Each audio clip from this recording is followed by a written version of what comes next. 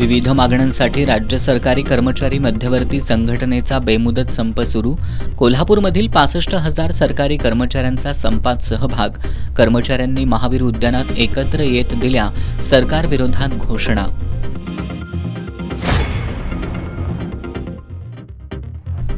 इचलकरंजीत अतिक्रमण विरोधात महापालिकेची धडक कारवाई. कोल्हापूर नाका ते राजवाडा चौक परिसर झाला मोकळा. कारवाई करताना कुणावरही अन्याय होणार नाही याची दक्षता घेण्याची नगरसेवक रवी राजपुते यांची मागणी.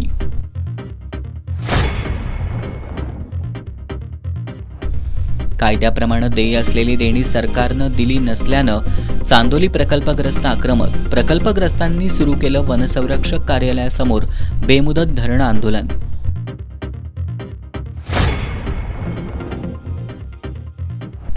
राज्यात 25 एप्रिलपर्यंत वादळी वाऱ्यासह पाऊस. हवामान विभागाचा अंदाज.